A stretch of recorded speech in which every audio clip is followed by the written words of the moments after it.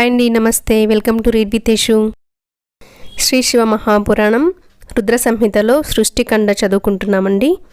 నిన్నటి భాగంలో విష్ణువు పరబ్రహ్మ స్వరూపమైన జలములపైన యోగ నిద్ర పరవశుడై నిద్రిస్తున్నాడు అనేంతవరకు చదువుకున్నామండి. ఇప్పుడు కంటిన్యూ చేద్దాం. బ్రహ్మగారు నారదునికి చెప్పిన విషయాన్ని సూతుడు మహర్షులకు ఇలా చెప్పసాగాడు. మునులారా, నారాయణుడు ఆ విధంగా యోగ నిద్రా పరవశుడు కాగానే శంకర సంకల్పానుసారంగా అతని నాభి నుండి అసంఖ్యాత నాళములు కలిగి అనంతకోటి విస్తీర్ణమైన ఒక మహాపద్మం ఆవిర్భవించింది. అది ప్రాకృత తత్వాలన్నింటితోనూ కూడి మహాజ్యోతి స్వరూపంగా దివ్య ప్రకాశమానంగా ఉంది. అప్పుడు పరమేశ్వరుడైన శంకరుడు తన దేహం యొక్క కుడిభాగం నుండి బ్రహ్మగారిని సృష్టించి తన మాయచే ఆ నాభి పద్మం నుండి ఆవిర్భవింపచేశారు. 4 ముఖాలతో ఎర్రని దేహంతో త్రిపురాండ్రాంకిత లలాటంతో ఆవిర్భవించిన హిరణ్య గర్భుడు మాయామోహితుడై తన జన్మకారణాన్ని తెలుసుకోలేక సంశయగ్రస్తుడై ఇలా తలపోశాడు. నేనెవరిని, ఎక్కడ నుండి వచ్చాను, నేనెవరి కుమారుణ్ణి, నా కర్తవ్యమేమిటి, ఈ పద్మం ఎక్కడిది, కమలపత్రాలున్న చోట నా జన్మకారకుడుండకపోడు. ఈ విధంగా ఎంచి పితామహుడు పత్రాల మధ్య 100 సంవత్సరాలు పరిభ్రమించాడు. దాని ఆదిని తెలుసుకోలేక నాళాల మధ్య మరో 100 సంవత్సరాలు సంచరించాడు. ఇంతలో తపస్సు చెయ్యి అను అంతర్వాణి ప్రబోధం ద్వారా తపశ్చర్యకు ఉపక్రమించాడు. ఫలితంగా యోగ ముద్రా నిద్రాంకితుడైన నారాయణుడు దర్శనమిచ్చాడు. నీవెవరవు అని హస్తంతో తట్టి లేపిన హిరణ్య గర్భునితో ఆయన ఇలా అన్నాడు. వత్స పితామహ, నీకు స్వాగతం. మహాప్రకాశమానంగా ఉన్నావు. భయపడకు, నీ కోర్కెలన్నింటినీ తీరుస్తాను. సృష్టికి మొదటివాణ్ణి నేనే. నా నాభి నుండి ఈ కమలం ఆవిర్భవించింది. ఆ కారణంగా నేను కమలనాభుణ్ణి. నువ్వు ఈ కమలం నుండి జన్మించావు. నువ్వు ఈ కమలం నుండి జన్మించిన కమలోద్భవుడవు. పరంజ్యోతి స్వరూపమైన పరమాత్మను నేనే పరబ్రహ్మను, అచ్యుతుణ్ణి, 1000 ఏళ్ల ఈ సృష్టికి కర్తను నేనే. ఈ విధంగా స్వాగతం చెప్పిన నారాయణుని పలుకులకు కినిసి అహంకారంతో హిరణ్య గర్భుడు నేనే స్వయంభువును, నన్ను వేదం సనాతనుడని, అజుడని, స్వరాటని, పరమేష్టి అని ఇంకా అనేక విధాలైన నామాలతో పిలుస్తోంది అంటూ వివాదానికి తలపడ్డాడు. వాగ్యుద్ధం అస్త్రయుద్ధానికి దారితీసింది. సృష్టి అల్లకల్లోలమైంది. విధి మాధవులిద్దరికీ యథార్థాన్ని హితోపదేశం చేయాలనే సంకల్పంతో శింభుడు లింగరూపంలో వారి మధ్య సాక్షాత్కరించాడు. మునులారా, ఈ లింగావిర్భావగాథను మీకు గతంలో వివరించాను. ఆ ఘట్టాన్ని విద్యేశ్వర సంహితలో చదువుకున్నాం కదండి మనం కూడాను. సూతుడిలా అంటున్నాడు. మునులారా, శబ్ద బ్రహ్మ ఆవిర్భవించిన తీరును చెబుతున్నాను, వినండి. అలా సాక్షాత్కరించిన లింగాన్ని చూసి వరాహ రూపంలో విష్ణువు, హంస రూపంలో పద్మ దాని ఆద్యంతాలు తెలుసుకోవలే ఇచ్చతో బయలుదేరి విపులులై ఆ లింగాన్నే ప్రార్థించారు. శివానుగ్రహం వల్ల వారికి ఓం ఓం అనే స్పష్టమగు దీర్ఘమైన నాదం వినిపించింది.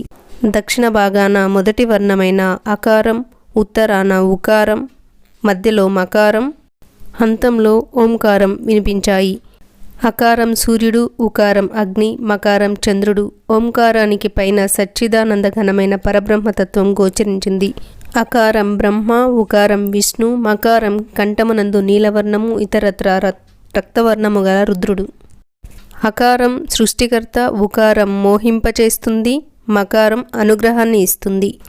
మకారం బీజి అంటే బీజములు కలవాడు శివుడు. అకారం బీజం బ్రహ్మ. ఉకారం యోని విష్ణువు. మహేశ్వరుని యందు బీజము యోని ఐక్యమవుతాయి.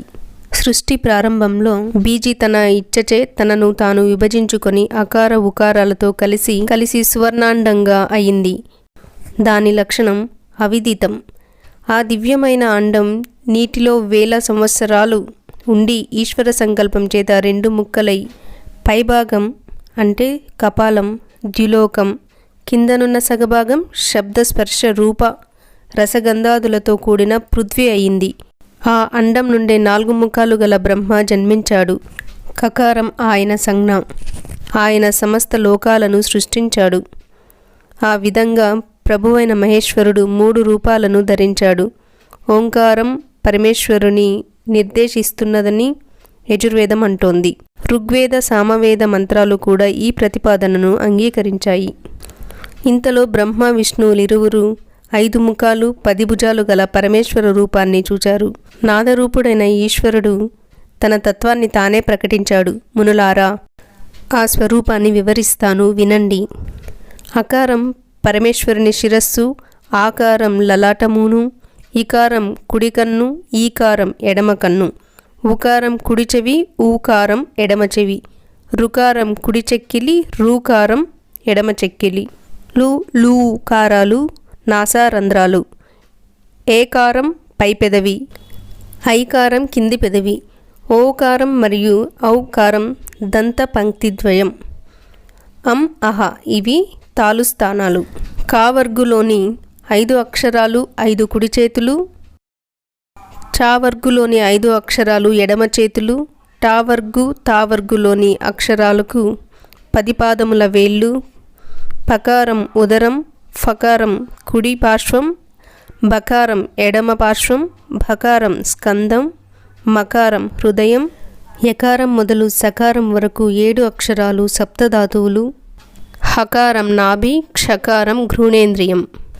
నాదశరీరుడైన శివుని నుండి బ్రహ్మ విష్ణువులిద్దరూ 5 కళలు కలిగి శుద్ధ స్ఫటిక సాంకాశమైన 38 అక్షరాలు గల మంత్రోపదేశాన్ని పొందారు. ఆపై బుద్ధి రూపమైన సర్వధర్మార్థ సాధకమైన జయహేతువైన 24 అక్షరాలు గల సర్వశ్రేష్టమైన గాయత్రి మంత్రోపదేశాన్ని పొందారు. ఆపై 8 కళలతో కూడిన శత్రు సంహారం చేసే 30 వర్ణాలు గల మంత్రాన్ని ఉపదేశం పొందారు. ఆపై మృత్యుంజయ, పంచాక్షరి, చింతామణి, దక్షిణామూర్తి మంత్రాలను పొందారు. తత్వమసి అనే మహావాక్యాన్ని చివరగా శివుని నోటి నుండి ఉపదేశాన్ని పొంది బ్రహ్మ విష్ణువులిద్దరూ కృతార్థులయ్యారు. కృతజ్ఞతలతో స్తుతించారు. వారి స్తోత్రానికి ప్రసన్నుడైన శివుడు విష్ణువుకు వేదాన్ని శ్వాస ద్వారా ఉపదేశించాడు. అంత వారిద్దరూ శివపూజా విధానాన్ని, ధ్యాన పద్ధతిని, కర్తవ్యోపదేశాన్ని చేయవలసిందని కోరగా శివుడిలా ఉపదేశించాడు.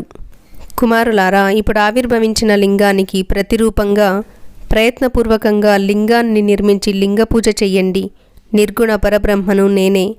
అయినా సృష్టి స్థితి లయ కార్యములను నిర్వహించే నిమిత్తం బ్రహ్మ విష్ణు రుద్ర రూపాలలో అవతరించాను. ఓ పితామహ, నీ లలాటం నుండి నేను రుద్ర రూపంలో ఆవిర్భవిస్తాను. ఆ రుద్రునకు నాకు భేదం లేదు. మీరు ప్రకృతి నుండి జన్మించారు, కానీ రుద్రుడు ప్రకృతి నుండి ఉద్భవించడు. రుద్రుడు తామసుడని అంటారు. గుణభేదం నామరూపాల యందు మాత్రమే ఉంటుంది, తత్వంలో ఉండదు. ప్రకృతి వికారమైన అహంకారం మాత్రమే తామసం. రుద్రుడు తామసుడు కానే కాదు. ఓ బ్రహ్మ, నువ్వు సృష్టిని చెయ్యి. ఓ విష్ణు, నీవు పాలించు. నా అంశ అయిన రుద్రుడు లయకార్యాన్ని నెరవేరుస్తాడు. ఇదిగో ఈమె పరమేశ్వరి అయిన ఉమాదేవి. ఈమెయే ప్రకృతి.